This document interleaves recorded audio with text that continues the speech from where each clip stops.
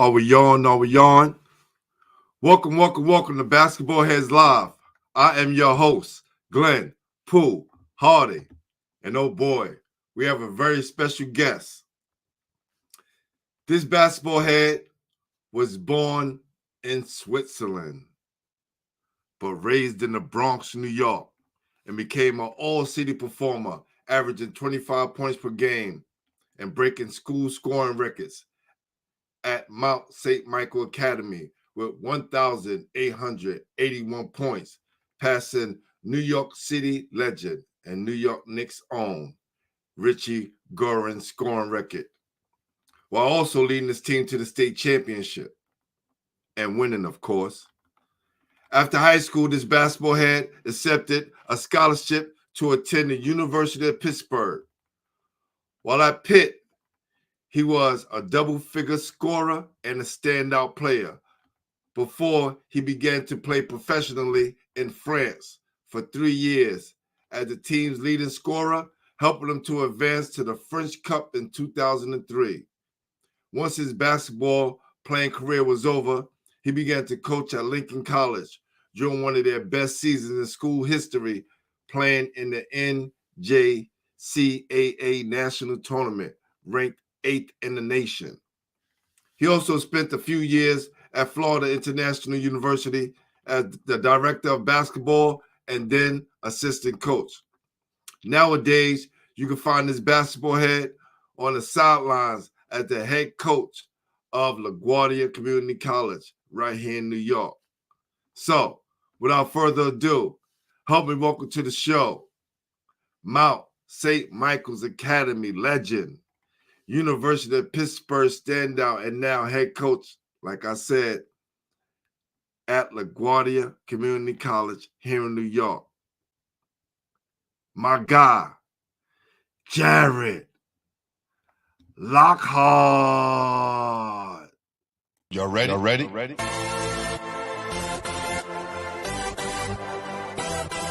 Yes. You have just stepped out into the world of chaos, where everybody goes hard. Come on. Go hard. Go hard. Go hard. Go hard. Go hard. Go hard. Or go home. Never back down. You gotta hold your own.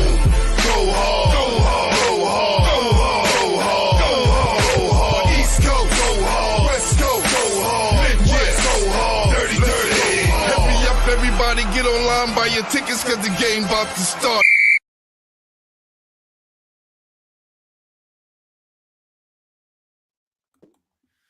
What's happening, my brother? I'm good. How's everything? Oh, man. Highly blessed and favored, man. Can't complain. What's up, E. Weaver in the building? What's going on, E? Got a few more people. Listen, send a shout out in the chat and make sure you guys go and subscribe to the show. You know, you guys subscribe to the page so you get updated content. And so this channel can keep growing and we can keep bringing on New York City greats and legends to the show, like my guy here tonight. What's going on, man?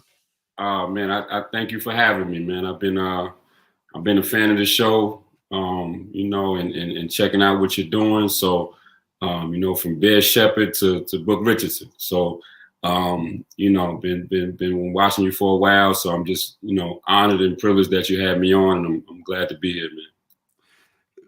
Salute to my guy Book, man. But, one of the people who kind of caught me off guard and I didn't know was such a really, really big deal was the Bear, Steve Shepherd, right? You read his history, you're like, wow, how did I miss this growing up? Definitely. And then I'm getting all these guys hitting me up like, damn, man, I didn't know you had Bear on the show. I missed it. I had to go check it out. And it's been such a pleasure and honor, man. He's meant so much to New York City, and done a lot for the culture of basketball, man. So salute to my guy, Steve Shepherd. True legend. Yeah, salute. True legend.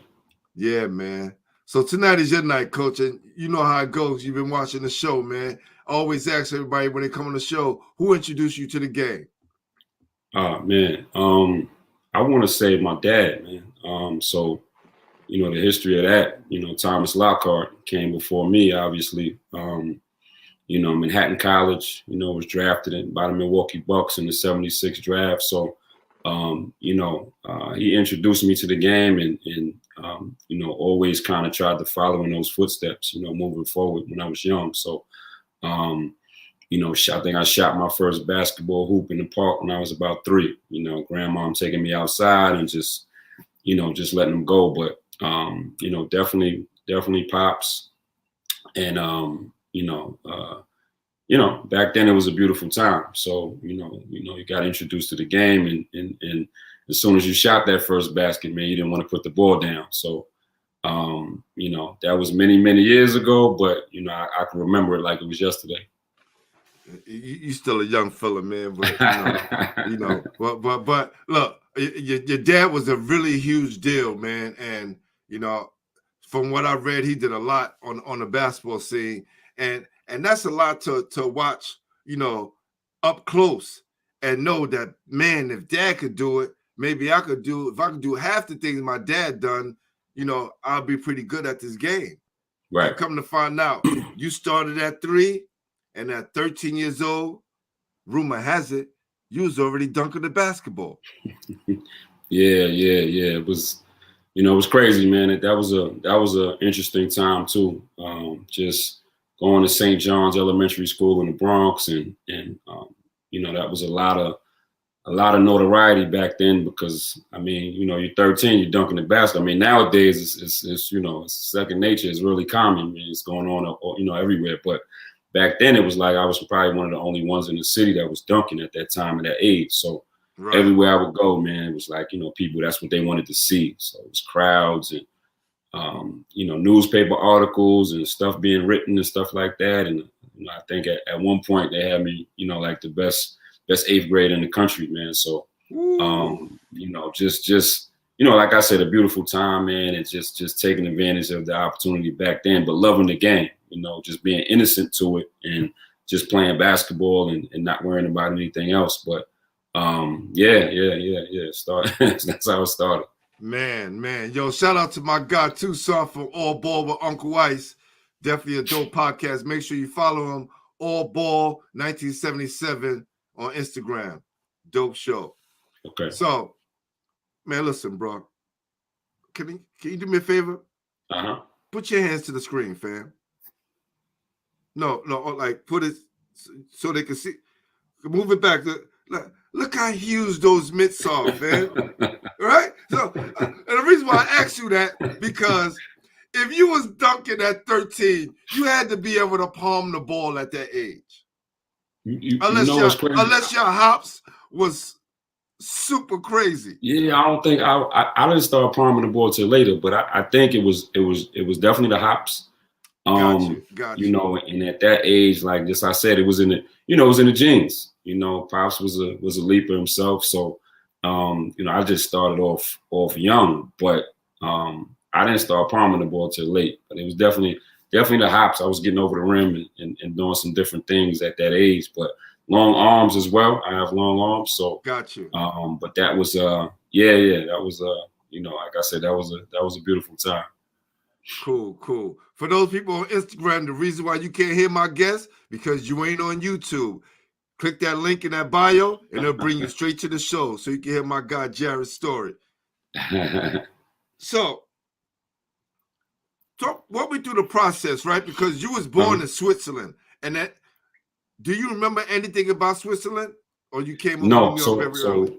You know, like I said, Pops was you know, Pops. Well, you know, Pops' history is you know, DeWitt Clinton, finished up at Bronx Science, did a couple of JUCOs, and then came back home and finished up at Manhattan College. That's when he got drafted, 76 draft. So 5th round, and then ended up taking moms overseas, you know, because he was the last cut of the Milwaukee Bucks. So when they went overseas, that's when, you know, I was born. So was over there maybe a year, something like that. You know how things sometimes don't work out with the family. We can't end up coming back, and you know, being in New York ever since. But you know, that was a time where I think, you know, obviously I don't remember too much just because, you know, I was just born and, you know, having only spent probably, you know, less than a year over there, you know, not too much. But I've visited, you know, since then. I've been back. You know, Pops is still overseas. So, you know, comes back every once in a while. So, you know, I go visit. It's been a minute, but, you know, I've gone and been back, you know, overseas to see him a couple of times in the past. So. Listen, tell Pops, you ever want to come on the show, he's always welcome. Because, you know, when you think about the legacy and the amount of players that DeWitt Clinton produced, and I think nowadays, since they're not as good as they were in the past, people kind of forget. And I want to make sure that people never forget, because I know one day people will probably forget about Lincoln and all the things that we did there. Right. So we don't want those legacies to kind of go unforgotten. And the more you know, I have these shows and the more people I interview, and you think about the amount of players that came out of DeWitt Clinton. Now, salute to my guy Tiny and my mentor, legendary Coach Ray Haskins. They have taken over the PSAL. Yeah. And there's been this big, you know, argument about Catholic schools having more state championships than public school. And I'm saying they didn't start counting the state champions until 1979, right? So that takes away all of 18 of DeWitt Clinton city championships. Who would have beat them? Really? Let's think about it during that time. Boys High, another 15, maybe another 9 for boys and girls, because Ruth Lovelace has won like 5 city championships and a few state champions. But when we talk about all of those other champions that came from the public school sector compared to the Catholic school. Now this don't take anything away from the Catholic school, but it just so happens when the 70s and 80s came, the Catholic schools started getting flooded with all these great players. Yeah. Now I didn't say that they didn't have them back in the day, but more of the kids went to public school back in the 70s, 60s, and 50s than they were in the Catholic schools. Yeah. No. I mean, I agree.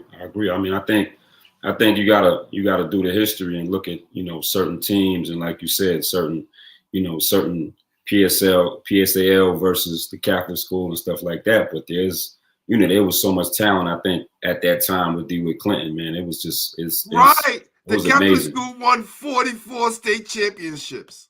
Yeah. Absolutely. And I'm not even going to mention how many the public school won. We won our fair share, but 44 just like that's really a lot. It's a lot from 1979. Right. Absolutely. Because that's where they started. Yeah. And they didn't start the Mr. Basketball till 1986. That's right. So just imagine. Yeah. Nah, it's a lot of basketball, a lot of good players, and it's just like I said. If you do your history, it's like it's nuts, though. It's crazy. Yeah, it's crazy. Yeah, so it's crazy. Who are some of the guys you came up watching when you got to the Bronx? Like, who was the guys you had your eye on, you know, coming up as a early teenager? Man. So I started to play with Riverside Church, man, when I was in the 7th grade. So talk about it. You know, that was when they had citywide at Talent Time. Oof. So that you know, you're talking about Red Autry, Brian Reese, you know, that whole Talent Time, you know, situation that they had going at the time. And I used to go watching all, you know, all Hollows. I used to go watch Hayes. I used to watch MASH at the time. You know, a lot of those guys, you know, Terrence Rencher, those guys at St. Raymond's, Lando Antigua, you know, all those guys coming up at St. Raymond's, Jerry Ice, you know, Jerry McCullough, you know, those were the guys that, well, I mean, you know, I was under obviously, but I used to go watch, you know, that was still in high school. I was, you know, 7th, 8th grade, but, you know, we would go to the Doc Turner Classic. We would go to, you know, all that holiday, you know, holiday stuff, man, and just watch, because those were the guys that were really doing it in the city. That's when I wanted to play high school basketball really bad. I said, man, these guys are good, you know. So, you know, Riverside versus the Gauchos, all that kind of stuff, man. So that made it, the city really, really, really exciting. And, I think I knew back then, like, if I wanted to be good and compete with these guys, man, I had to really, really get better and show my stuff, man. So, but those were definitely guys, that I would go see, definitely guys that I would go see. Even guys that were just a little bit older than me, you talking about Kareem Reed and Felipe Lopez and, all that kind, so, but, those guys were definitely the ones I looked up to coming up, but great basketball back then, great basketball. Man, you talk about, the AAU circuit back then. It wasn't a lot of AAU teams, so you didn't make, the few that was out, you probably had to stay in the city. And I think that's what made the city game so good, because if you was a part of that elite group that was able to lead the city, you still had a lot of basketball competition in the city. It was like everybody left out of town like they do today. Yeah. I think it was amazing too, because you look back and that was the only, Riverside and Gauchos, those are the only strong programs. You know what I mean?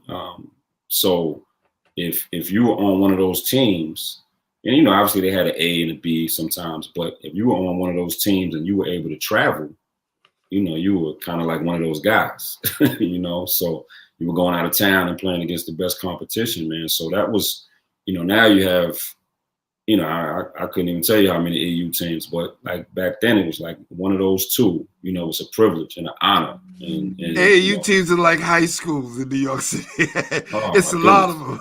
Oh my goodness, it's crazy.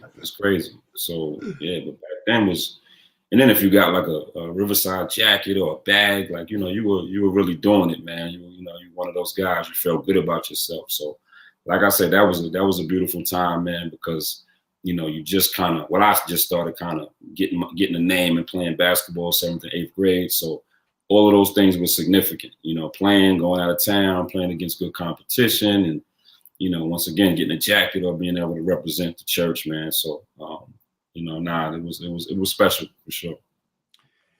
And you got a pass from the street guys, right? When you had those jackets on, the street guys knew what it was, right? Yeah. They knew they're shorty about something.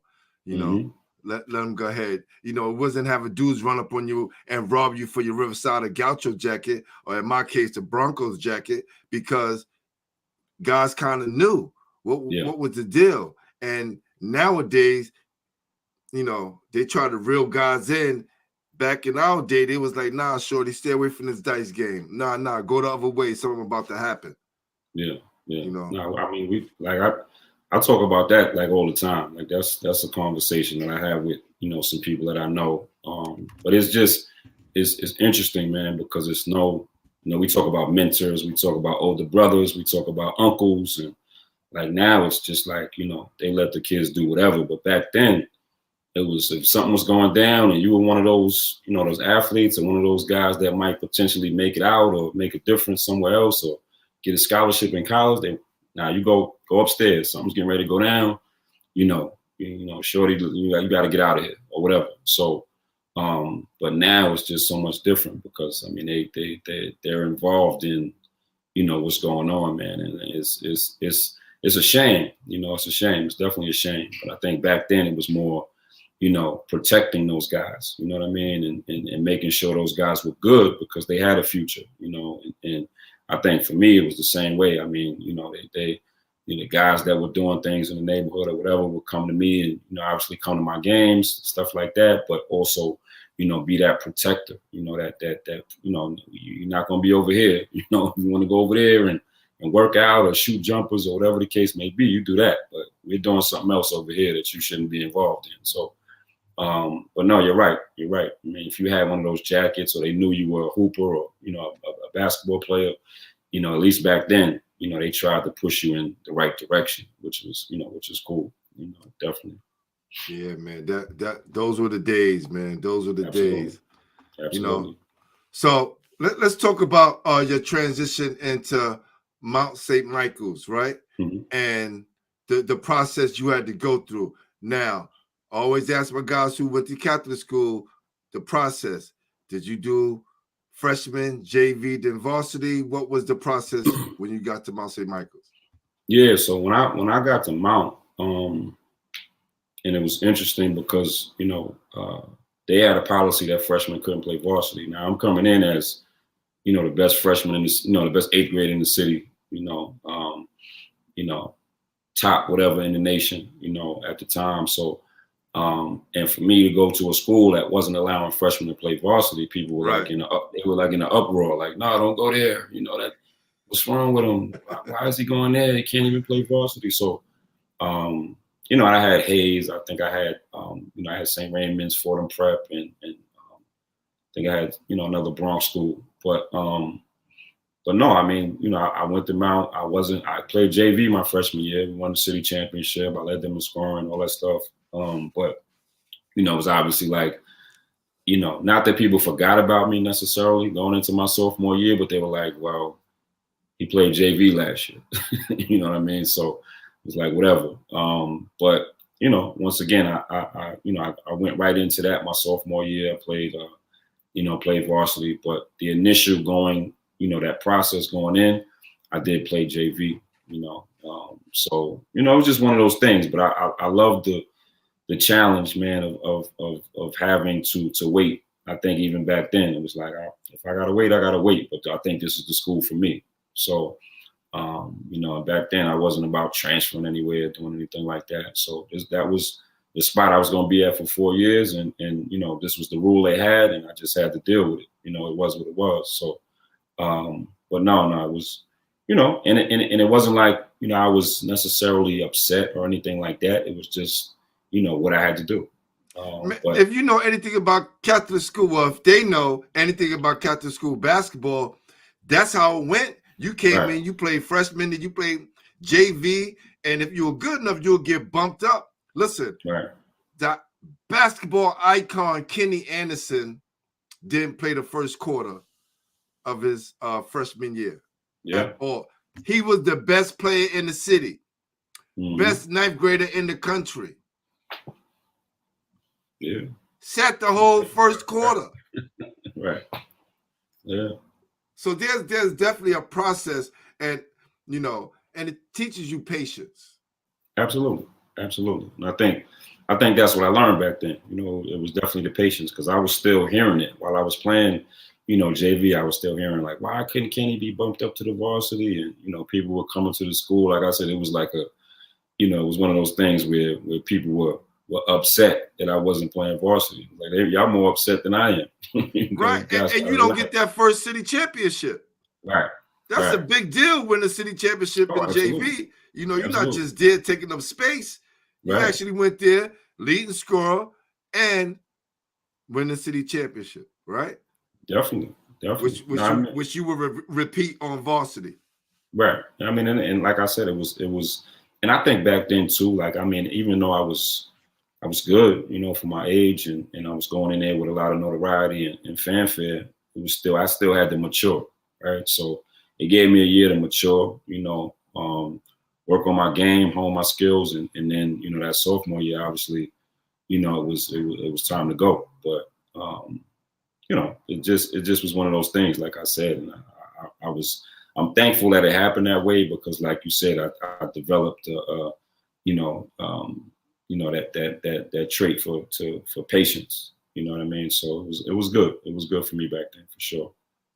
Paul Eisenhart said, lost to Jarrett and the JV chip. He was definitely the goods as a freshman. For sure. Those were the days, man. Those were the days. Yeah. My guy Tom Rivera wanted to know. He said, ask him about the '94 Marble Hill legendary game, Flavor Unit versus the Posse. Oh, so I know we jumping ahead a little bit, but I want to make sure my guy question gets in. So it's a funny story, because I grew up in Marble Hill, right? And that game was at Kennedy High School, right? Which is, blocks and a couple blocks away from Marble Hill Project. So they put out the flyer, which was high school legend or high school great Jay Lockhart, and it was a list of guys on there. I think it was like Master Rob and Might have been Skip to Malou. It might have been Ali Mo. It might, all the, like a lot of the street ball guys. Mike Red, God bless. And a lot of guys were on that flyer. So being that they were charging money, right, to get into the game. And back then you had a whole bunch of rules about, eligibility and high school and all that kind of stuff. I had to sit out the game. I couldn't play because I was going to be the youngest person in the game, but it was an eligibility thing in terms of them charging money to get into the event. You would have blew your whole high school career. Right. So I was on a flyer, like I said, a funny story. I was on a flyer and I remember my mom seeing it or somebody in my family seeing it and being like, oh, I don't know about this one. So we ended up calling like the NCAA and they were like, nah, if they're charging money, he can't play, So that was just one of those things. But I in terms of that game and the way it went down, it was crazy. It was a bunch of names and a lot of street ball legends, a lot of guys that I think Big Strick was there, God bless, and a lot of guys that aren't here anymore either. You know what I mean? What grade were you in when all this happened? I think I was in the 9th grade. Going to the 9th grade, something like that. Yeah. Tackle the play, fam. I would do a tackle you on this one. Nah. 9th grade, and you playing with all of these dudes who are like street ball legends. These dudes is like the real basketball gods in New York City. Yeah. Who was the coach that said, "Yo, youngster, you playing in this game"? You know what? I don't remember, man. I just know that, like I said, that was Todd. Who was the coach? Todd probably knows. Trust me, he's been watching these games since he was a kid. Yeah, he'll tell me. It'll come up. Yeah. I just know, that being so close to my neighborhood, I was like, they were like, yo, that's the, and I was probably the hottest thing in the neighborhood at the time. Still being young, they were like, yo, you should play in this game or whatever the case may be. So it's just unfortunate that it had to be an NCAA issue right back then. So, but I would have loved to have participated, but it just didn't happen back then. Got you. Yeah. No, that's real right there. So you talked about your sophomore year, you started to come into your own, right? Yeah. Of course, it was your freshman year where you led it to the city championship, but the sophomore year you got to move up to varsity, and it's like, okay, now it's on. Yeah. So the gloves were off at that point, So I was able to go in my sophomore year. Obviously still being, talked about as the one of the best 10th graders coming in, and just being on the court in the city at the time. So I went in my sophomore year. I think I averaged like 24 or something like that. Or no, I'm sorry. You know what? I'm sorry. That was my junior year. I think I averaged. You about to get another text. I saw the whistle. Yep. No, I think I averaged. Yeah, but I think who was the guy? Who was the guy on the team at the time? I'm trying to think. Guy on the team at the time. Because I don't know if you remember, when I was a freshman, it was a big kid named Dennis Keenan. Dennis Keenan was Gaucho's. But he had graduated. So my sophomore year, there was a kid named Robin Dickerson. But it was a couple of other guys, man. But that previous year, I think Dennis was the man. He had graduated. So I was kind of coming into a good situation because it was like nobody there that was previously a junior or whatever like that, and gonna be a senior that was except Robin Dickerson. So got you. But sophomore year, I think I averaged 19 or something like that. But I was able to, like you said, come into my own. And obviously as a sophomore, averaging 19 is still significant. So, we didn't get to. I think we lost in the playoffs or something like that. But might have been like first round of the playoffs. But I was able to get my feet wet on varsity and play against some better competition, obviously, and then and let people know I was for real. So, who were some of those guys you was facing during that year that You know, who's the guy that kind of, or a couple of guys who, you know, you said, you know what, man, varsity is a real deal. It's the next level up here. Yeah, now I always say, like, for me, and, you know, I get the question asked all the time, but like for me back then, it was always like those couple of those Gaucho guys. And then, so you had, you know, St. Raymond, you had Charlton Clark over at St. Raymond, you had Gary Saunders at Rice. Yep. Who I, you know, those two I always thought were like, you know, my competition, and guys that were a year older than me, but, you know, I love facing because they were kind of the same position. Excuse me. You know, strong, you know, two guard, swing men, you know, knew how to get their shot off and score and stuff like that. So those guys definitely were guys that I was facing. You had Ramel Lloyd, you know, Hayes. Cardinal Hayes, yeah. Yeah, Rock. You know, obviously Philip Murray, the big guy from Hayes as well. Yeah. Philip Murray. You had All Hallows, you had Dave Murray at All Hallows, Reese Gibson. Those guys went to Georgetown at the end of the day.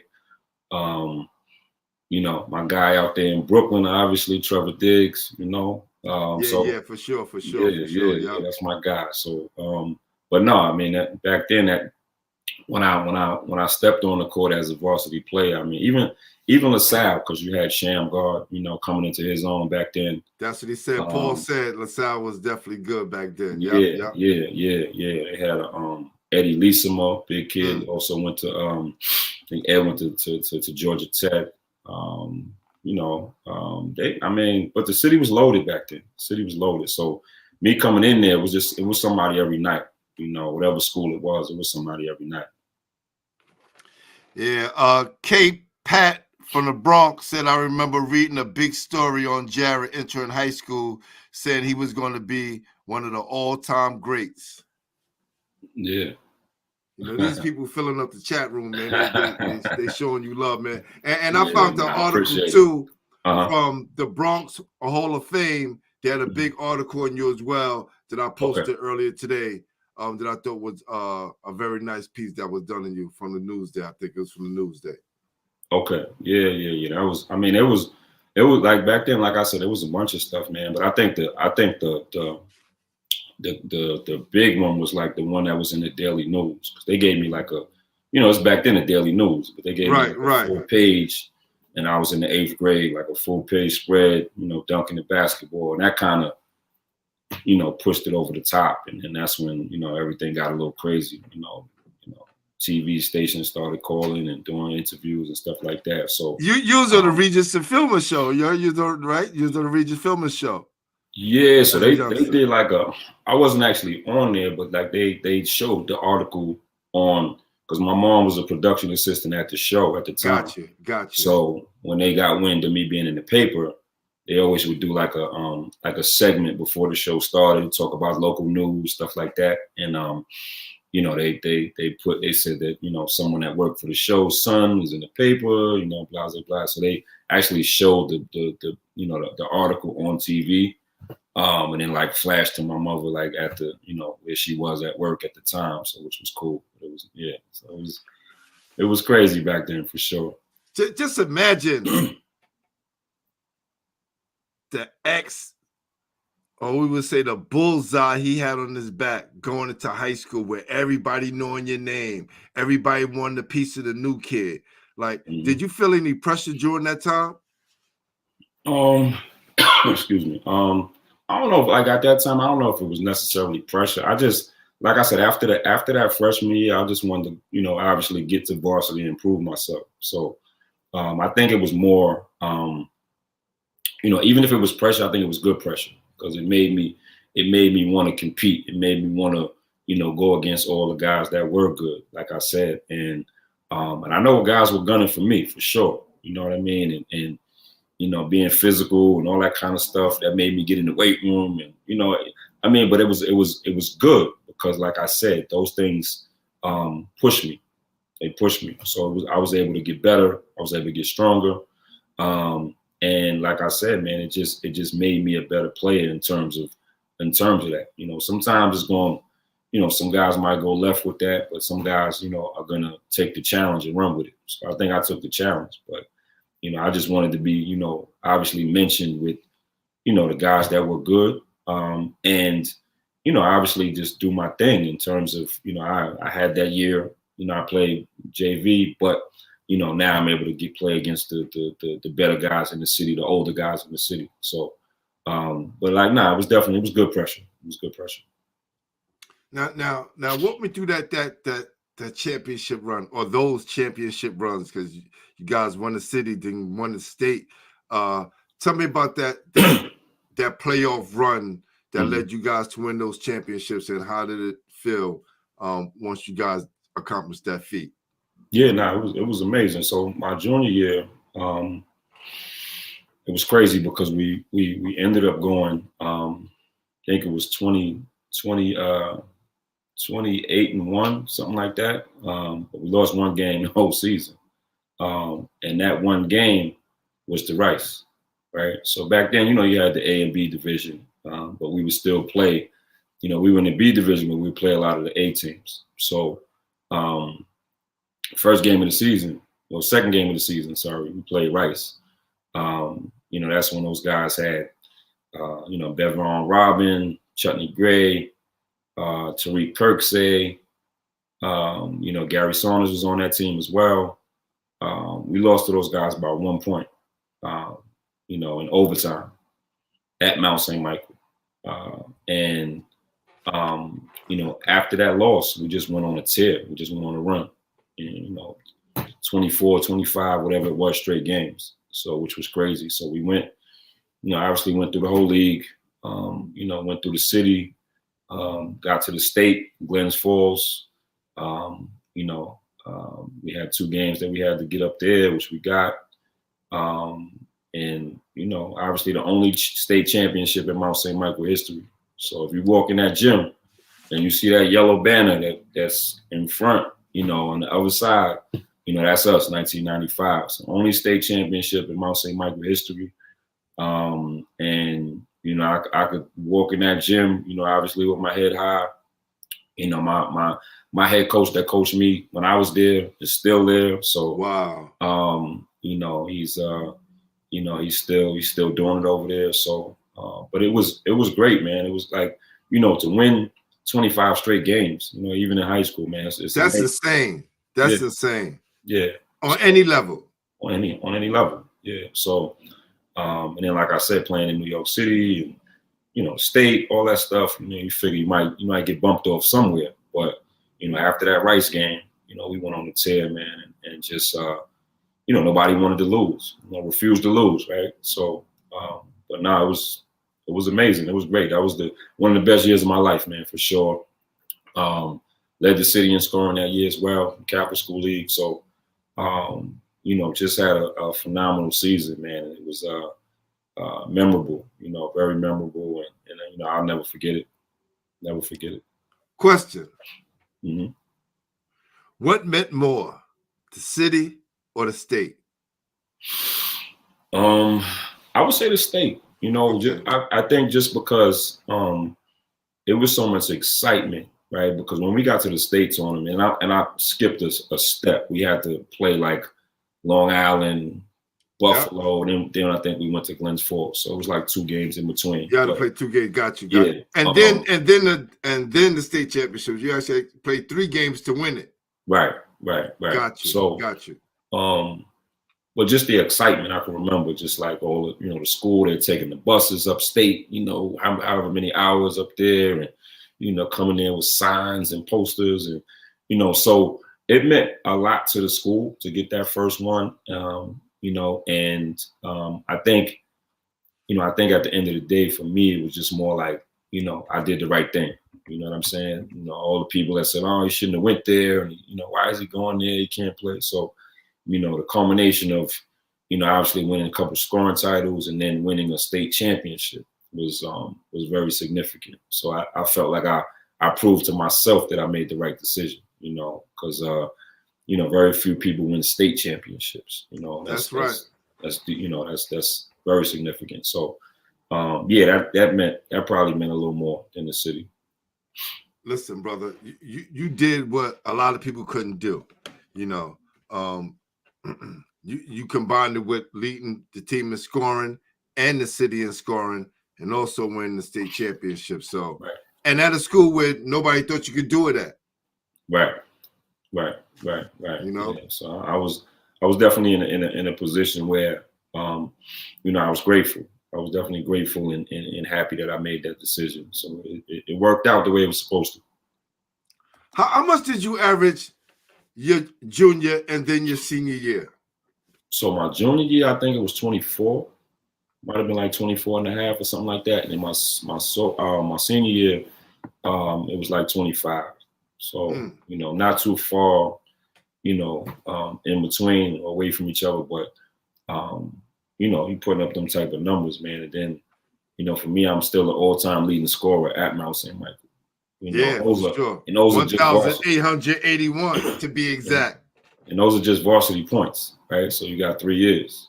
Mm-hmm. So, you know, people always say, what if you'd have played 4 years? How many points you think you would have scored? So, you know, I don't know. But, you know, but it was definitely like I said, it was a good time, obviously. But, you know, more than that, I think, you know, having an impact and then still, like I said, being able to go in that gym, walk in that gym and, you know, see my name here and see the state championship there and, you know, all of that stuff. So a lot of people can't have that or can't say that. So, I mean, I'm blessed. I don't think I agree with them not counting your JV points, even though it was because you still did it in high school. And I understand you didn't do it on varsity, but you still did it in high school. I think it should count for something. Yeah, no, you know, that's just how I look at things. Right. You know, they want to keep things in boxes and all of those things, but man, you did it, man. You did it in high school. You did it, man. So if you did I think it should be a continuation. Yeah, no, absolutely. You know, what about the kid who didn't score as much? Right? He probably want those points added on too. You know what I'm saying? So, you know it does. You know that. You know that's right. That's right. What was your recruiting process like going into, you know, your junior, senior year, and what were the 5 schools that, you know, you wind down to? So for me, you know, my junior year, you know, obviously I I got my first, you know, that's back when they were doing letters. You were getting letters in the mail and stuff like that. So I got my hold on, Jarrett. Yeah, you got right, so I still save them because of the show. You know, you got to prove some points because it's a lot of guys in New York City getting offers, and I'm just saying to myself, I seen this one kid. He put up that he had an offer from, I'm not gonna say the college because you know they probably know who I'm talking about, but he had an offer from a university, but then wound up going to another college to be a walk-on. Ooh. We're not going to go there, but it's a lot of that going on in the city. But, right? The first ones were like this, right? Absolutely. Right? Yeah. And this is what I tell a kid.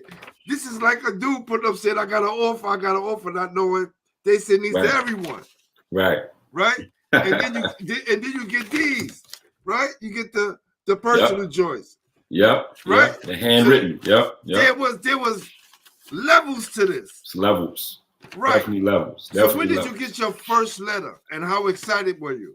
So the first one was in the 8th grade, which was crazy, right? So University of Nebraska.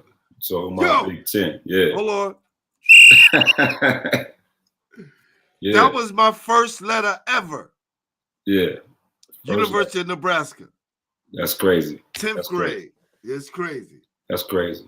Yeah, so they sent it, and then that was, I think my mother probably still has it somewhere, but like, yeah, that was my first letter. Like, you know, the actual envelope, name, address on it. So that was, you know, the excitement back then. But, you know, obviously 9th grade, 10th grade, I was getting mail. You know, I would go into the office, and I think my 9th grade, after my 9th grade year, I went in like at the end of the season, and coach just had, you know, a couple boxes of stuff. He was like, yo, here, you know, so, but as the process, you know, got a little more serious, you know, I settled and I, you know, I knew I wanted to, you know, obviously play Division I, and you know, I didn't think at first I wanted to be close to home.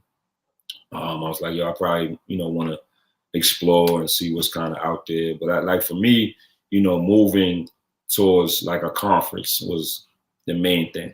So at the end of the day, I was like, all right, well, Big East, ACC, those were the kind of the conferences that were, you know, in my mind at the time. So as we went through the process, I had visited Florida State,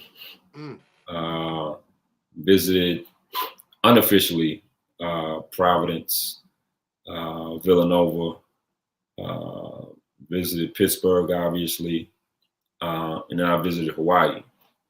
Yo, hold on. I'm not even going to throw a tech on this right here. I just want to stop there, right? Because I had, you know, legendary Talenttown point guard John Johnson on, and he said he visited Hawaii, and he should have visited Hawaii. Lloyd told him, you know, convinced him to go to Virginia, but that's a whole nother story. But tell me about Hawaii, because my guy, another legendary player from Far Rockaway, Kurt Taylor, went out there to play, right? Tell me about that visit and why people should at least give Hawaii a visit.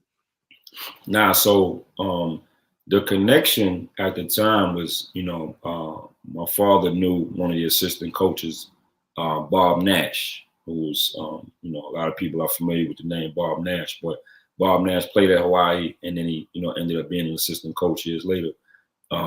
They had a good relationship. So, you know, obviously, you know, with me coming out, you know, we think your son would give us a try, and, you know, I mean, if we'd like to come out on a visit and see it. So, you know, for me, I was like, well, yeah, why not? Let's go. Why not go out to Hawaii and visit, you know? So my junior year, I went out there like before the season. I think it was like maybe September, so whatever it was. But beautiful, man. So the thing was like a 10-hour ride, but it was beautiful. The mountains, and you know, I can remember just being at the restaurants and how fresh the food was, the fruit and the vegetables, and man, it was beautiful though. It was beautiful, man. And you know, obviously things didn't work out with me going there, but always kept a good relationship. Why didn't it work out? Because, you know, I'm always fascinated about that compared to the places that people actually wind up. Right. I think for me, like it was, you know, obviously it was, I wanted to get away from home a little bit, but that was getting away. That was far, right? Got you. And beautiful situation, but I think at the time, being a 17-year-old, 18-year-old kid, I mean, you know, I want to be away, but I don't want to be that far away, right? Got you. But it you know, I think it could have been a good situation. You know, if I would have went, you know, at the time, I think they had a guy that was graduating, so that was the kind of, you know, you can come in and start probably, and you know, all that kind of stuff. So, but it was you know, it was a good trip. You know, obviously, like I said, I went to, you know, my thing was, you know, I loved Florida State too when I went out there. So I'm thinking that too. When you told me the choices, I'm saying, he probably would have revolutionized Florida State basketball program back then. Yeah. Because they was strictly a football school back then. They had a decent basketball team, but with you going down there with that New York swag, woo. Yeah. And it's so crazy. I mean, it was definitely a football school. You know, don't get me wrong, but when I went out there, you remember, they had, you know, that was when 95. So they had Sam Cassell. That's right. Bobby Sora. Remember Bobby Sora? Yeah. They had a crew. Yeah, that's right. Charlie Ward. They had a crew. You know, so it was one of those things. You know, those guys were kind of almost on the way out, but you know, they were, when I went on my visit, those guys were out there. So, you know, at the end of the day, man, like, you know, it was kind of, you know, getting to the point where Pat Kennedy, you know, was the coach. It was getting to a point where they were trying to make some moves, man, and really be relevant, you know. Still ACC, still playing against the Dukes and North Carolinas, right? Right. Absolutely. So, but it was a good visit. Like I was definitely, you know, I was considering it. I was there, like it was right there. So, I forget what happened in terms of that. I think it was just, a technicality, man, just in terms of, something they may have told me or whatever the case may be. And I didn't know at the time that they were recruiting some other guys. I think they were probably waiting on some other guys, man, to commit. So for me, it came down to that always sucked, right? Yeah, it was crazy. I'm not waiting for those other guys. I'm nicer than those other guys. Absolutely.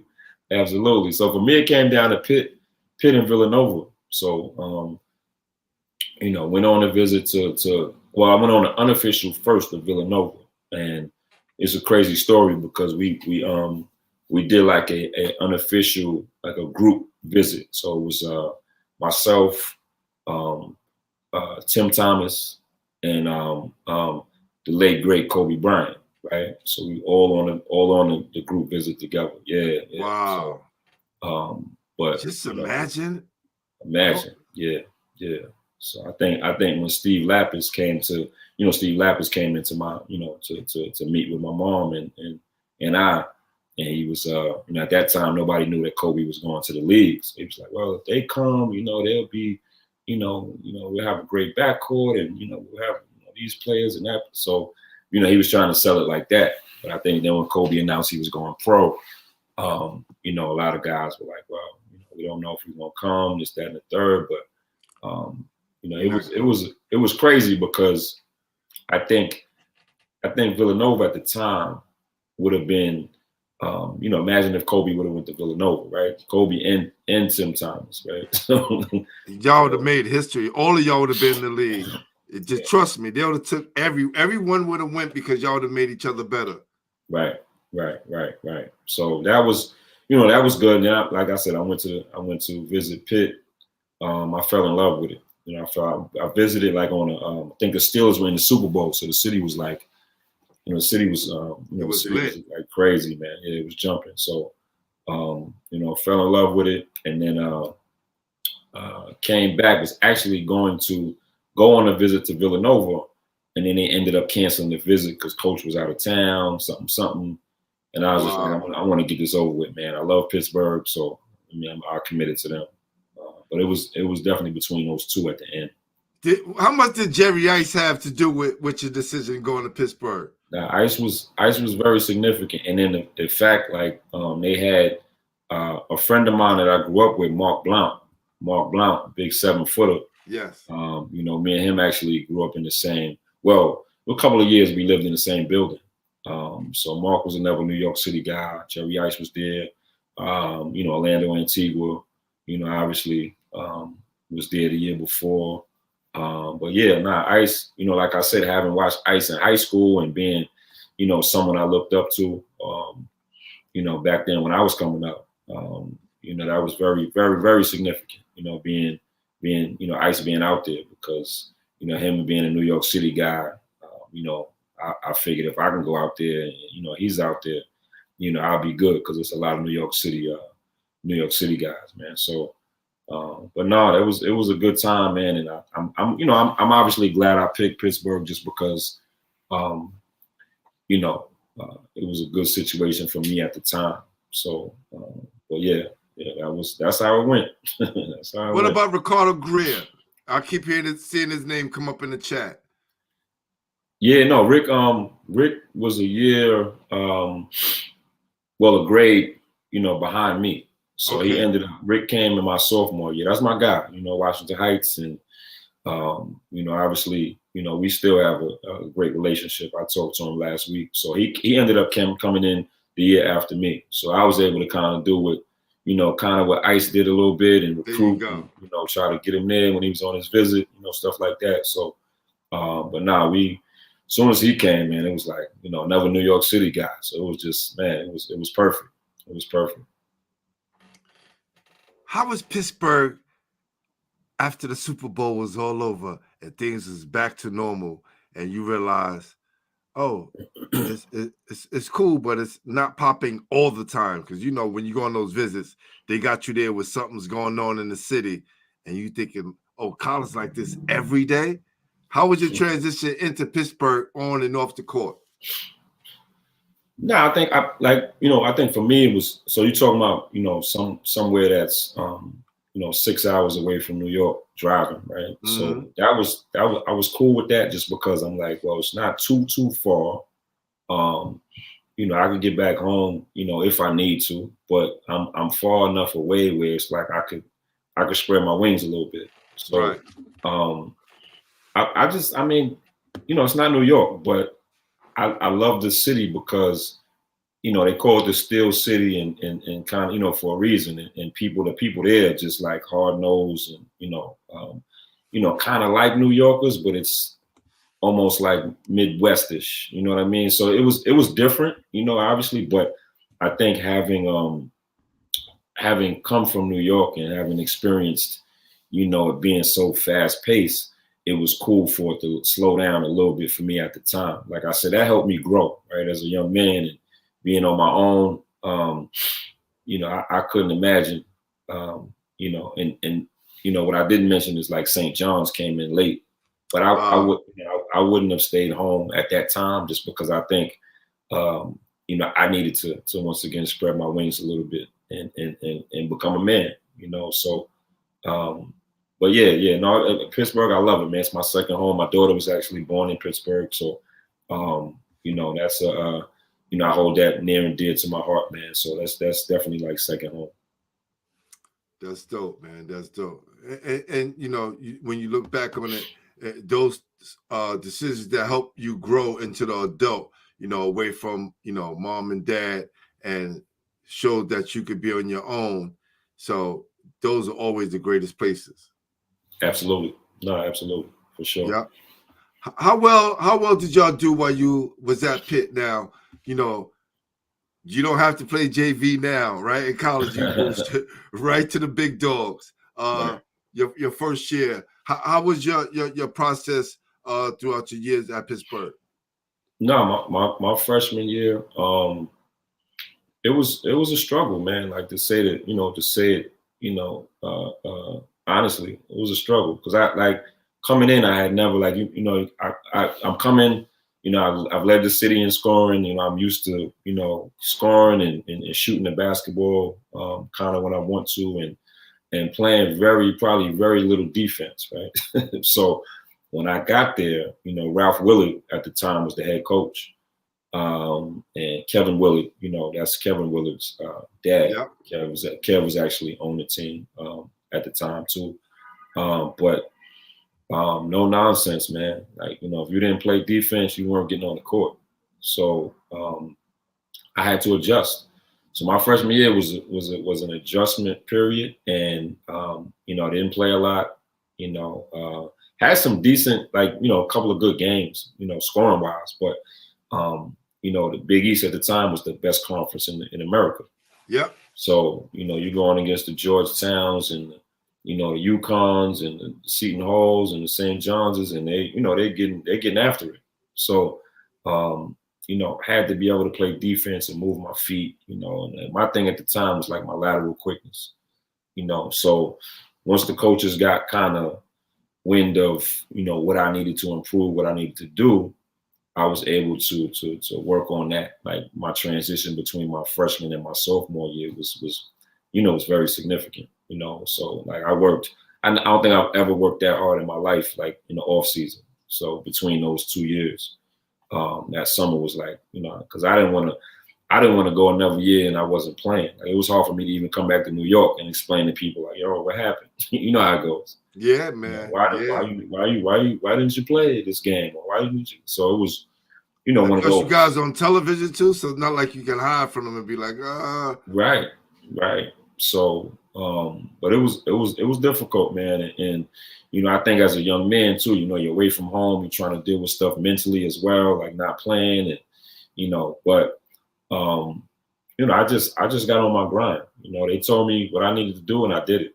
And that's the thing that I think kind of pushed me, a little bit over the top in terms of my development, because I listened. You know what I'm saying? So it's not like I shut, one ear and out the other. They said, nah, you need to do this. You need to jump rope. You need to do the footwork ladder, get your quickness together. You need to, get in better condition, like all that stuff. I just listened. And, you know, I worked, and I was able to go into a situation that next year where I started, and, averaged double figures my sophomore year, and probably was one of the most improved players in the conference, you know. So, but it took the work, you know what I mean? It took the work. And anytime I think you work and you see the fruits of your labor, man, it just makes you work even harder because you know it worked, you know, the process is working.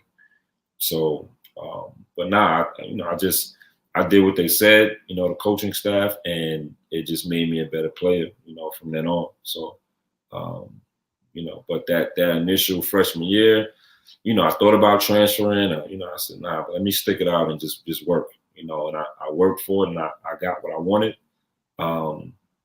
without bailing out, you know, or going somewhere else, which I could have done. I had a bunch of schools that were inquiring and asking about my status and stuff like that. But, I stuck it out, like I said, and it was good for me. You know, it was good for me.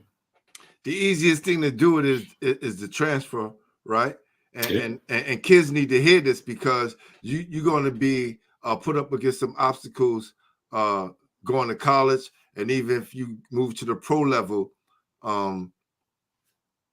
I remember having Terrence Rincher on here, and he talked about him being Mr. Basketball and then being the leading scorer in Texas University history, then going to the league and have to start over, coming in when it's like a minute and some change, 30 seconds, and really have to mature. And he couldn't understand, right? He said when he think about the things he could have changed, he probably have been a little bit more mature and patient and worked to get to that point, because when you're on that level, everybody's the best player from their high school that's in college.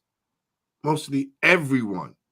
And when you get to the league, everyone is almost the best player in their university or college when they get to the league. So you basically have to start over on every level. And if you can't play defense in college, it's a wrap. Yeah. You won't even get to that next level. So I think young kids definitely need to hear that, because you could be the best scorer in the world and get to the league and become the best defensive player like Dennis Rodman, because he led his college in rebounding and points. Yeah. I tell kids now, like, you know, everybody's not going to be the man, right? Everybody's not going to be the guy offensively on the team, but there's so many other things that you could do to contribute. You know, like you're saying, rebound, play defense. You know, you could be the leader or the voice. You know, you could be that guy on the bench that's, you know, clapping and you know, patting everybody on the side and telling them, you know, do this or do that, or good game. Like it's so many other things you could do on the court and even off the court that make you significant and make you somebody that a coach wants, right, on their team. Because everybody's not going to be that 20-point scorer. You know, somebody has to pass the ball. Somebody's got to, you know, like I said, rebound in basketball. So when you have guys that know or understand their roles, you know, like now, just for me, it just makes the coaching part easier, man. Because, you know, guys that just want to score and shoot, and, you know, that's not that everything that the game of basketball is about. So there's just so much more, you know, so much more. When did you fall in love with coaching? Like, was it, you know, after the career was over, or while you was playing, did you get the coaching bug and said, this is something I want to do? No, I think after, you know, definitely after it was over. You know, I always, you know, I think I had good coaches. Like I had good, you know, looking back, like even like I said, like a Ralph Willard and you know, my senior year, Ben Howland came in. You know, Ben is responsible for all those UCLA guys, Russell Westbrook and Kevin Love and all those guys. And, you know what I mean, when he went to UCLA after Pitt. But like, just, you know, I had good coaches. So, you know, I always used to think like, you know, what if I wouldn't have had those guys, or those guys wouldn't have been as significant in my life, you know? So, and it's, you know, it's always about more than basketball to me, right? So you have guys that, you know, you still keep in contact with, or you have guys that, you know, check on you from time to time, and you know, see how you're doing and make sure you're good. Especially while once again, when you're in school and you're kind of developing into a man, you know, you need strong males around you, you know.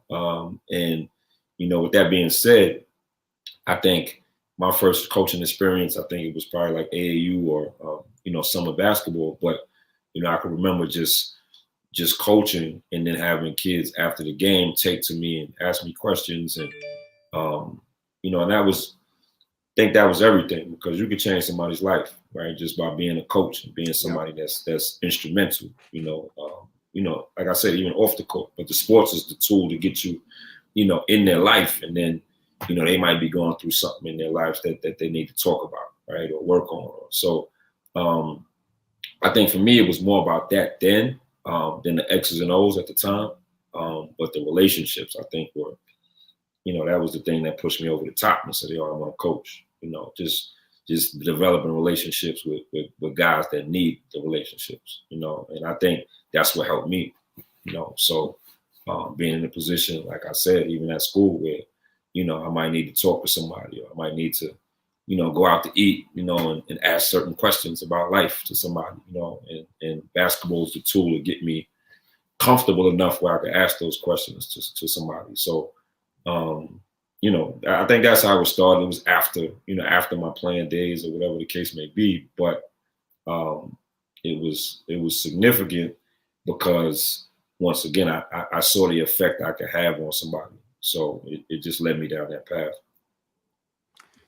Bring me back to a game at Pitt where you know, things was just clicking for you, and you was in your moment, and you realized, you know, I didn't lose that touch that I had when I was in high school. Like, what game was it for you from your college days that you can remember that, you know, it seemed like everything was going right for you?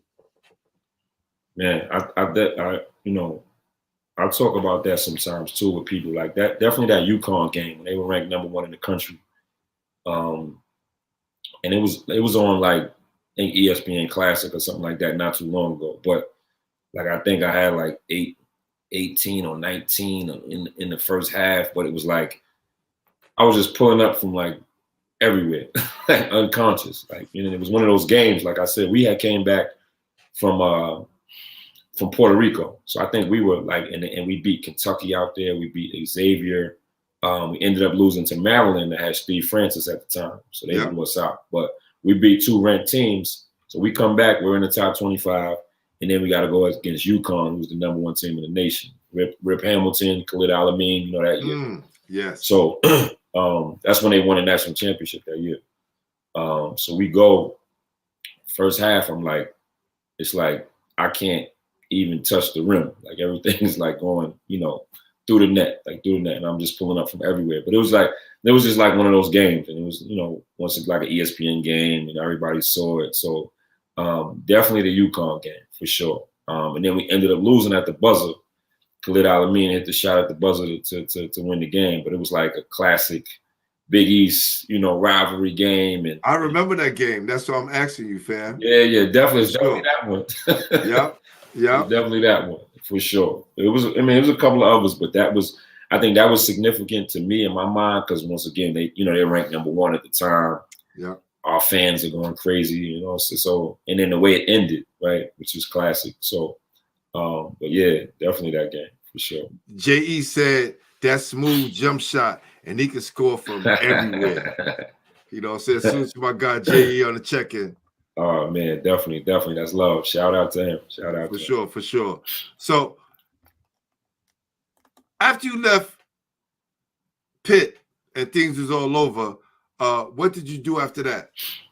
So when I left Pitt, I played on a couple of like traveling teams after my senior years, like some, you know, those teams that play against the colleges back then. Played on a couple of those. And then I ended up going to France to play, you know, in the French league out there.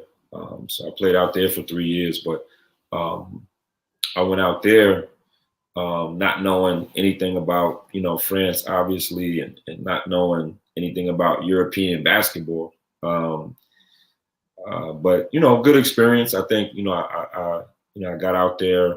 I met some great people out there and had a good experience playing wise. I tell people that all the time, and guys that want to further their career. I said, you have to explore. But if you can get, if you have the chance to go overseas, if you have the chance to play professionally, make some money, and then see the world, see different countries. I mean, it's a beautiful thing. So definitely don't turn that away just because it's not the NBA, right? You gotta, experiencing the world as a young man and going out and really seeing the, different countries and cultures and all that stuff is, that's everything. So that, along with, obviously graduating from Pitt and, being away at that time as well,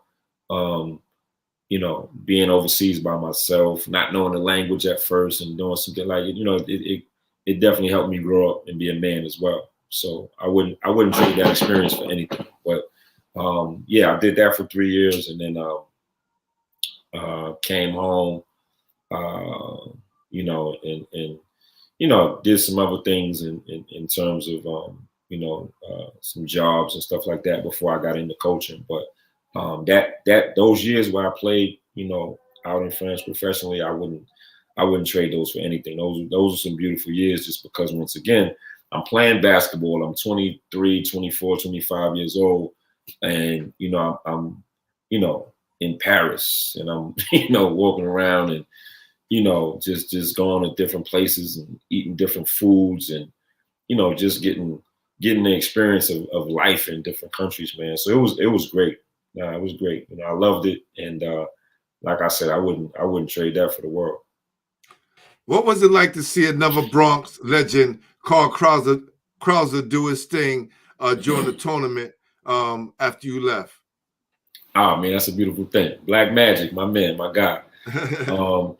Nah. I mean, he, Carl is somebody that, like I said, I developed a really good relationship with when I went back to Pitt. Like I said, my daughter was born in 2004. And Carl Serm was actually born like a week later, right out there. So we have a good relationship. And being from the Bronx, obviously, representing and then, just kind of being New York City guys in Pittsburgh. So that was significant as well. So I loved seeing him in play, and I would go to games all the time when I was out there, just sit and watch. Man, he had, he was so smooth and so effective, without being like super fast or, but he was tough and he would give it to you, man. Like, so I love Carl Game and he's one of the guys, like I said, when I was out there, I spent a lot of time with and just, talking to and vibing with and like you said, being Bronx guys and, he was a little younger than me at the time, but we really got to know each other back then. And I always loved watching him play, man, watching his game because he was New York. You gotta hit him up, let him know you gotta come on the show. Salute to my guy Tar Rivero for that question. When we talking about the transition after basketball, I've talked to some guys. Man, I had Ross Strickland on here, and he was saying it was difficult to transition back to the real world after basketball, and a few others, that, had their bumps and bruises till they found their way. How was life for you after your basketball career was over? Yeah, I mean, I think, and it's funny that you say that, man, because one of my teammates and I, we wrote a book, a couple years ago called Cheers to Fears. And that's exactly what it was about, directed towards student athletes and kind of people in that struggle trying to figure it out, right? So, Cheers to Fears, you're always accustomed to those cheers when you're playing and when you're in the game of basketball or whatever sport. And then the fears come when you have that anxiety about, say when the ball stops bouncing, like, what am I going to do now? So like I said, it's funny that you say that, because that's what the basis of the book was on and about, because you have so many athletes and people that, try to figure that out. Like, what am I going to do? There's nobody in my cheering section anymore. There's nobody, coming to my games anymore. So I think it affects us a little bit. Even being in that locker room, that camaraderie, right? Being around the guys, right? So now, I think for me, it was more trying to figure out how I could still be around the game, and having that love for basketball, and it being in my blood, and just being in and around it for so long. How can I stay around it? So I was just in a place where, do I coach? Do I referee? Do I, just trying to figure out the options. But there's so many things that you can do within the sport, and even not even physical. You can, have so many things, social media, and you can be a writer for a sports newscast, or it's so many things you could do to stay around the game. And I think for me, I tried to figure out. I even attempted to be an agent at one time. Tried to represent some guys and some players just to try to stay around the game. And that, in itself, I thought, with me doing that, that I could be instrumental once again in someone's life, right? If you're an agent or you're somebody steering a player in a certain way, in a certain direction, you have those relationships. You can kind of do it that way. But for me, and the coaching didn't come until later. And like I said, just developing and coaching summer basketball. And that's when I figured I wanted to coach. But, I think that transition, I think it was difficult at first, because once again, it's like, what do we do now? It's no practice in the morning. There's no road trip next week, so just trying to figure that stuff out. And, we go through it, and I think the a lot of us figure it out, obviously, but there's a lot that don't. And I know some guys that haven't, which is, you look at them and sometimes that's the sad part, but,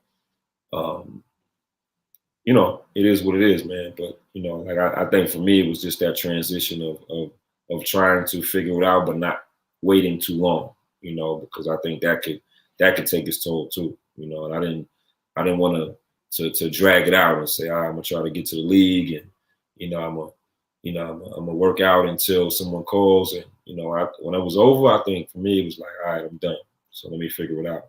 But everybody's not in that boat. Everybody's not in that same space. So, but yeah, it's a process though. It's definitely a process, because when you've done it for so long, and then it just stops. I mean, it's of course it's gonna affect you a little bit, until you figure it out. But I think once you do, then it's all good. And I'm surprised that every time I ask this question, I say to myself, damn, G, you should create a program for college athletes for when they get out of school, right? Because there's nothing set up for us when we finish playing ball. And then when we go in these job interviews, they're like, oh, what do you do? And we was like, well, I played basketball my last 4 years. Right. And that's the only thing we can really say. Yeah. And I've talked to a lot of guys who ran into that wall and became very frustrated because, they played the waiting game or waiting to get to the league, or been overseas after they graduated. So now they overseas a couple of years, but then when that stops, it's just like, okay, what do I do now? Right. And I don't think, I'm not calling everybody else regular, but I don't think people who are not student athletes, I don't think they can understand that roadblock that we run into after the ball start bouncing. Yeah. No, I think once again, I think it's difficult. It's very difficult. And, look at it for what it's worth. If you're at an institution for 4 years and, your time is up, you can feel some type of way because you've played and now, you know, I know some guys that can't even go back to their schools, their universities, or, you know, the people there, you know, that were there when they played aren't there anymore, or whatever. They don't accept them as much as you know, certain people at other schools. So I think it's even hard with that too, because, you know, I was lucky enough to get a degree. I graduated, but I got, you know, I know guys haven't even, you know, haven't graduated or haven't, you know, finished their degree. So it's like, you know, sometimes until you do that, you know, it's even harder. And, you know, once again, you spend 3-4 years at a university, you don't get a degree, and then you can't really go back because the people that were there when you were playing aren't even there anymore. Now you're in a bind because it's like, what do I do? So, and you know, obviously those people that were there, they can't really help you, you know, anymore, even to get a job or something like that. So, you know, it could be a difficult situation, especially if we don't take care of or take advantage of the opportunities when we're playing. But it's hard because being a student athlete is a full-time job, you know. So to do anything else sometimes is difficult, you know, to make connections or, you know, go to certain meetings, like you said, like a regular student, you know, can do job preparation and, you know, resume writing and things of that nature. But, you know, as a student athlete, man, your time is very, very limited. So I think we have to have certain programs for our student athletes when they come out, because, you know, you come out and it's like, what do I do? You know, it's the same thing. What do I do? You know, especially if you're just kind of one of those guys that are an athlete, right? You know, you're maybe just making it academically, you know, you get out and, you know, it's like, what opportunities are available to you? Like, where can you go with this? So it has to be something. What's the name of your book? Tell the people the name of your book again and where they can get it at. It's called Cheers to Fears. It's in the back of me somewhere. Hold on. But yeah, so it's called Cheers to Fears. You can get it on Amazon. Definitely on Amazon.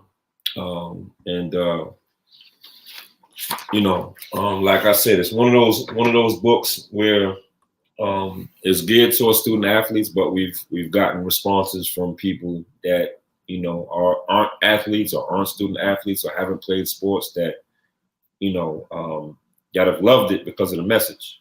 Right. You know, because you could be a doctor or a lawyer or something like that, and, you know, one day you wake up and you don't have a job, or, you know, you can't do that job any longer. So it's like, what do you do? Or what do I get involved in? Right. So the message, you know, it's about the message, you know what I mean? So, you know, when you kind of think of sports, you know, the discipline, the waking up early, the practices, you know, when you don't have any of that anymore, you know, where do you go with your life? Right. So but that's what the book is about. And but you can get it on Amazon. It's on Amazon, and you know, it's definitely a book that I take pride in, or I took pride in writing with my teammate, my former teammate, and we just tried to put something together that made sense, you know, for athletes and people like us in the struggle. So, wow. What was your first coaching job, and how was that experience once you landed it? So my first college coaching job was 2013 at a JUCO, junior college, Lincoln College of New England, which is in Connecticut. So we ended up I got the job early, so I was able to kind of, you know, as an assistant coach, I was able to recruit. You know, I had a bunch of Bronx guys, man, from the city. You know, a couple Jersey guys, and, you know, my teammate that actually, you know, helped me write the book, my co-author, he's from Cleveland. So I had like three, you know, guys from Cleveland that, you know, were on that team as well. So we ended up running through that league, you know, going to the national tournament, and, you know, great experience, man, because, you know, that JUCO can be vicious at times, man. But having the guys that I brought in and I recruited, and you know, having them locked in early, you know, made so much of a difference. So, but yeah, that was my first college experience, man. And, you know, obviously it was a good experience because we went to the national tournament. We didn't even have a gym at the school. We would have to travel an hour Yeah, we had to travel an hour. They had dorms, but they didn't have like a gym or anything on campus. So every day we'd have to travel an hour to this facility, an hour back. And but I think that's what hurt us in the national tournament, that we didn't, because everybody that was there had a gym. They were used to shooting every day and, taking advantage of that stuff. So, but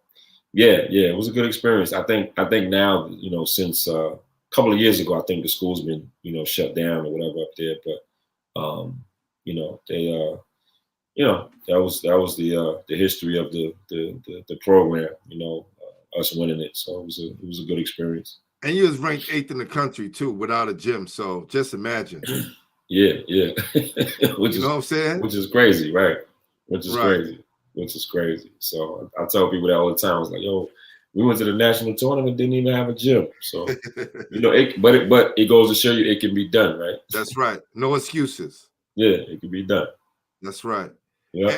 And then you moved on to Florida International University. You spent a few years there. That next year, I was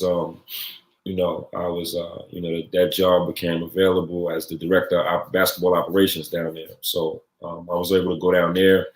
FIU was in Miami, Conference USA, good situation. So I was the director of operations for 3 years. And then my last year, my 4th year, I got promoted to assistant coach. So, assistant coach at the Division I level, which is always a good thing. And I was able to learn a lot. I was able to learn a lot when I was the director of operations. So I was taking care of, obviously in-house, operational stuff, but, I was able to, learn a lot basketball-wise as well.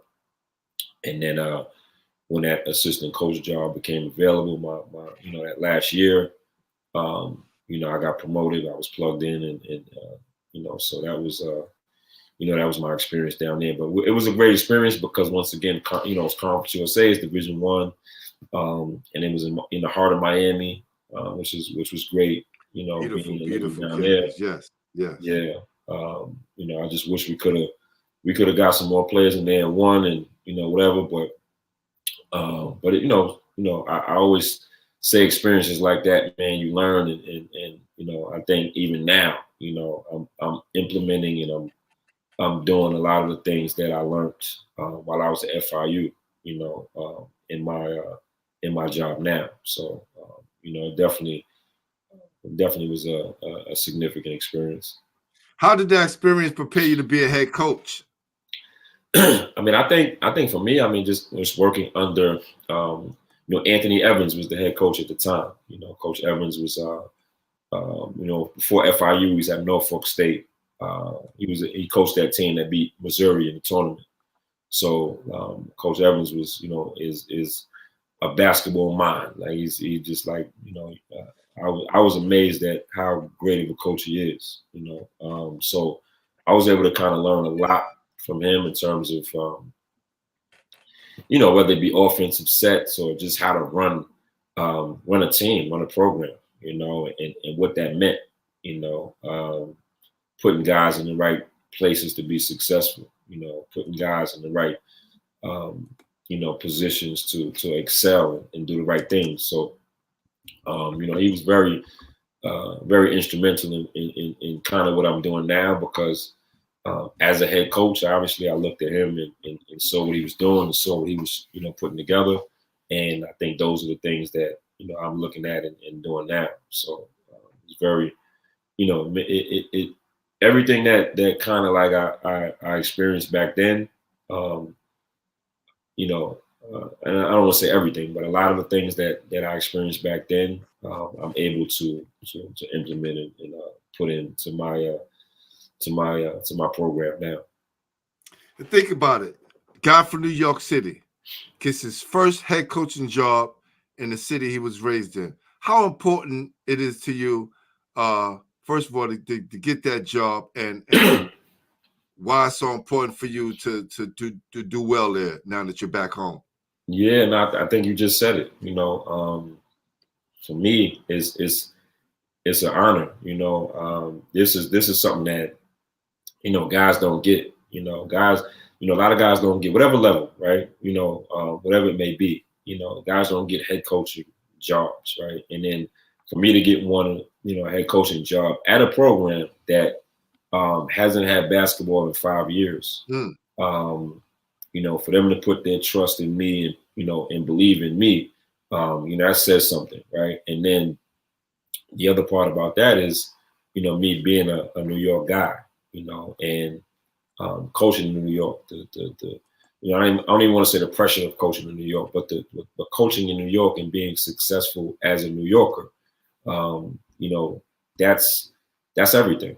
So, for my program to be successful and my program to get to a level of, prominence and a level of, respectability and have people look and say, Laguardia, community college basketball is back. To me, that's everything.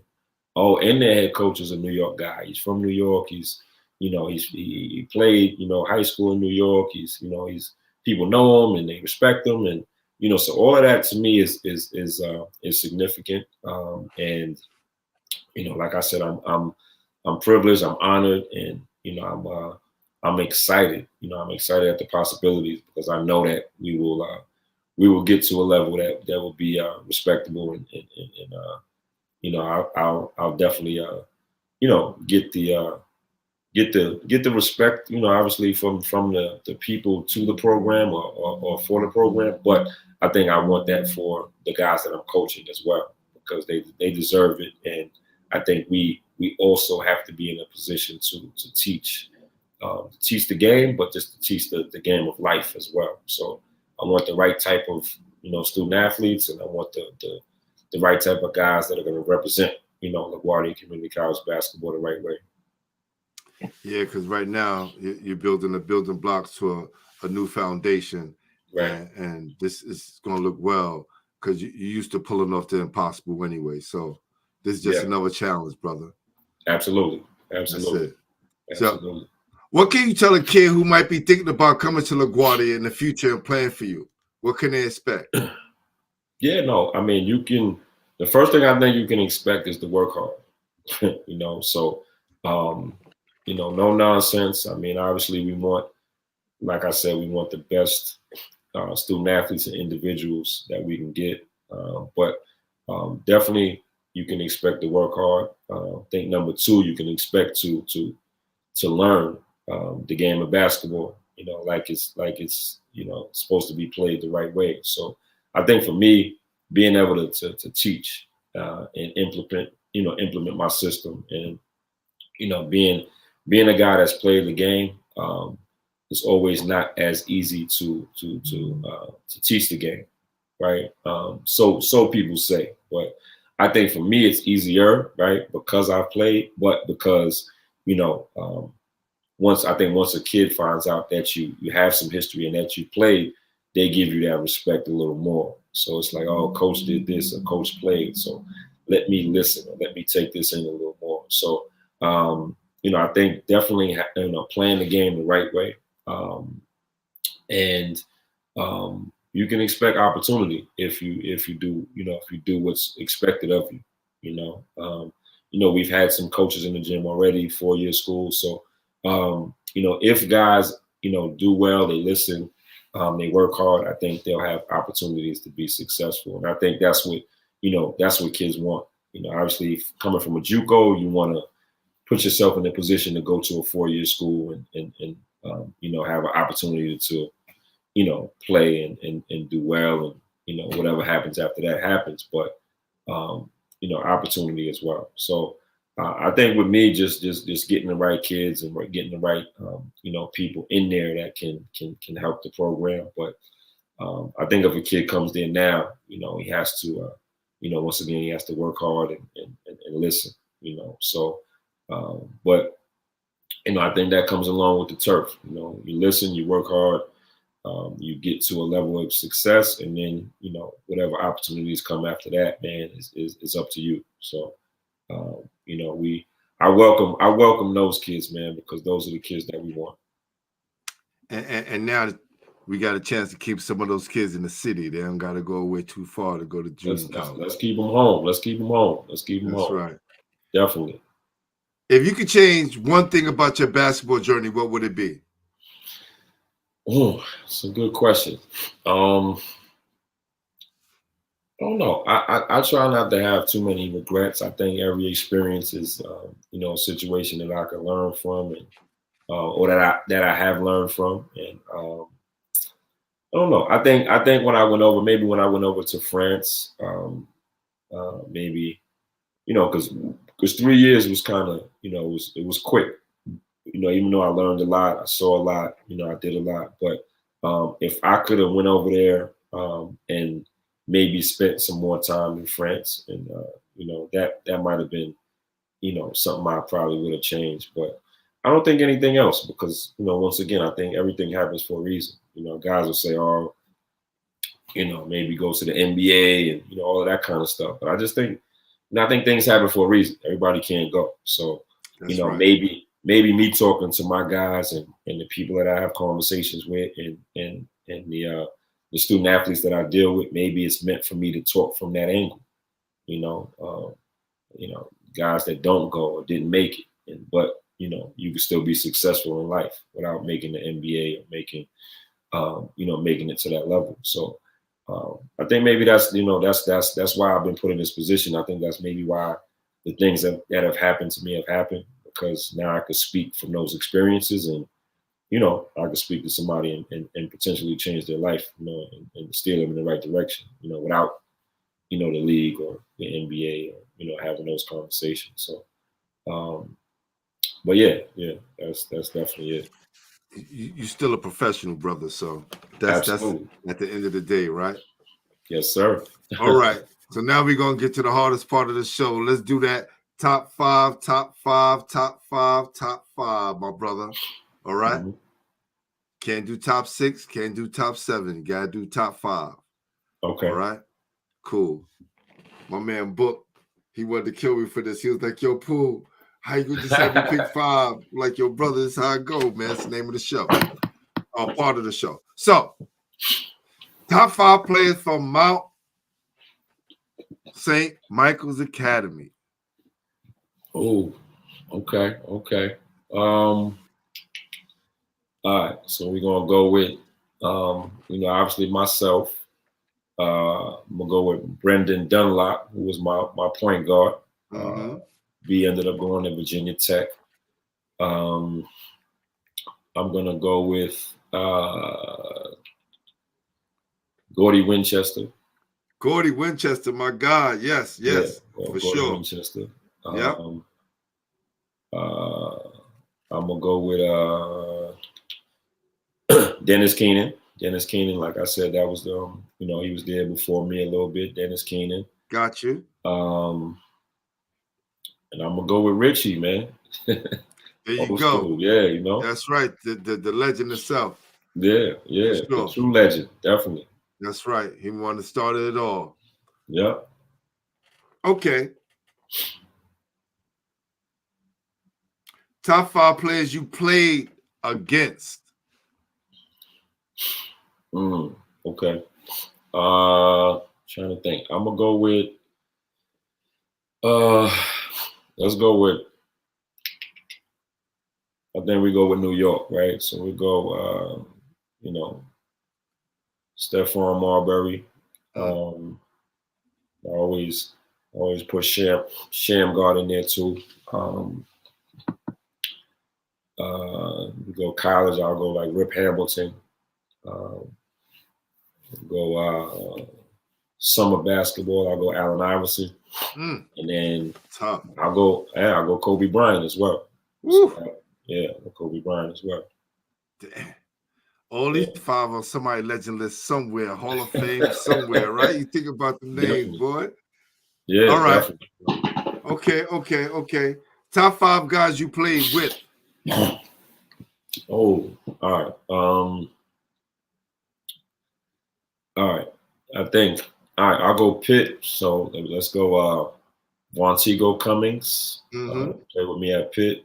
He was drafted first round. I'm gonna go Brendan Dunlop as well. Played with me at Mount. I'll go Shaheen Holloway as well. We played a lot Shaheed. together in summer basketball camps and stuff like that. Yes. But he was always one of those point guards that would find the shooters. So I love playing with Shy. Let me see. I go Riverside, man. So Riverside Church. I'll go Kevin Morris. I don't know if y'all remember Kevin Morris, man. Kevin Morris was a good one. Got you. Played in the backcourt with Kev. And then I'll go.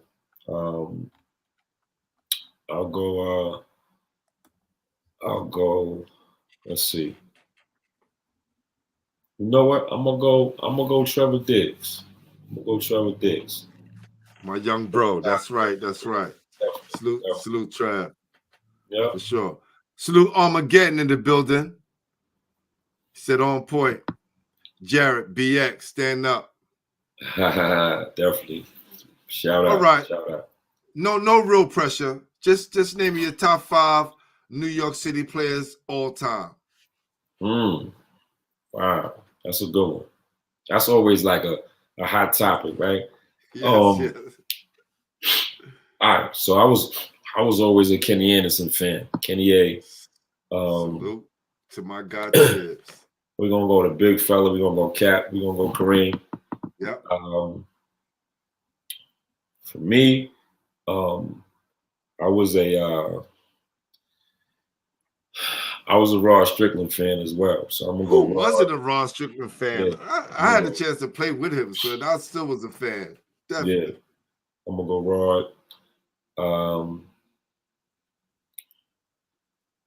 Let's go here. Let's go because I'm like I said, coming up, I went to a lot of Cardinal Hayes games, right? So MASH was like Monster Mash. Monster Mash was it, for me, yes. right? Yes. And then I'm gonna say, and this might throw some people off, but I'm gonna go Walter Berry. I love the truth, man. His game is so smooth. That fan, just growing up, I watched him a lot too. So Derek Canada mentioned Walter Berry. He lived in Jersey. Yeah.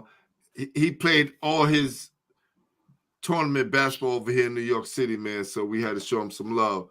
But he bigged up Walter Berry, man. That's dope. That's a solid 5 right there, brother. And let me tell you, I do this every show. No one has ever picked the same 5. So that just shows you the amount of talent that we have in New York City, right? Oh man, it's crazy. Yeah, it's a lot. Yeah, if you talk about all the years, right? I mean, in whatever year you start from, but like, because some of us, you could throw Tiny in there, right? Go back and even the new school guys, man. So it's a lot. It's a lot. It's a lot. It's definitely a lot. Well, listen, you get a chance now that you've been on here. You get a chance to nominate other New York City greats to come on the show and tell their story. So hope you could do that for me. I won't pick your brain right now. I just want to say thank you for coming on, brother, sharing your story. I'm so proud of you, man, for what you did for New York City, what you did for yourself, for your school, and definitely your family, man. Definitely leaving your mark there. And I definitely want to say big congratulations on your new job at LaGuardia Community College, man. So definitely looking forward to a lot of success there, brother. I appreciate everything, man. I appreciate you having me on. Like I said, I've been a fan for a while, just checking out some of the stuff you've been putting up, man. So I'm happy that you had me on. I'm definitely honored that I was able to get on and we finally got it together and made it happen. So but I know I appreciate everything. Man. Just trying to do right, and trying to make everybody proud and just do the right thing. So, I appreciate you having me, man. Appreciate you having me. No doubt, man. We got a lot of pictures that we have to get out to people. That's another process on the show that, a lot of people don't know that we do. So I'm going to send your pictures over to my artist, resident artist, Jamel Powell, and we're going to hook something nice up for you. And maybe I can present it to you at one of your games, man. Make it solid, all right? That. All right. No doubt. Thank you. All right. For sure. Peace, my brother. All right. Salute. All right. Wow. Another one in the books. See, we have a lot of New York City basketball players who came up as child prodigies. And this happens all over the country. Wow, shoot. People are sending me these two brothers that's in the 3rd grade that's going viral right now on social media. And I say, I'll wait till they get older. But my guy Jarrett, right out the box, 13 years old, dunking the basketball, top 8th grade in the city, one of the top in the country. And he kept improving, and he kept getting better. And that's what I want to see from them young guards that's out there that's in the 3rd grade doing their thing on social media. You got to keep improving because on every level, the situation gets tougher. And what he was able to do, move on to 9th grade, lead his team to the JV City Championship, then on the varsity. And then 1 year after that, in his junior year, they won the city and state. And that's what we talking about, being able to move from level to the next level and get better. You're not going to find too many stories like that. And when it's all said and done, he still stayed in the game. You know, a lot of us have a hard time in that transitional period after the game. And his new book, I'm going to put it up right now so you guys can see it, right? Where's that? Cheers to Jeers. I think I erased it, but it's called Cheers to Fears. Cheers to Fears. You can find that on Amazon. Cheers to Fears. And that's about the process that student athletes go through after they finish playing. We want to be able to support our brothers and sisters after they finish playing basketball. So everyone have something to do. And look, there's so many things you could do after the game. You could be a referee. You could be a statistician. You could be a coach. You could be the director of basketball. No matter what you do, you're still going to be a professional. And don't let life beat you up. So, with saying that, I want to thank my guy, Jarrett Lockhart, for coming through, telling his story. I am your host, Glenn Pooh Harding, and you've been watching Basketball Heads Live, the podcast on NYC Basketball Network. And oh yeah, cop some of that merch, man. You know, we gotta always show you. We got that merch. Here's our polo shirts. There's our hat in the back, and I got on the hoodie because we are the official home for New York City basketball. Peace.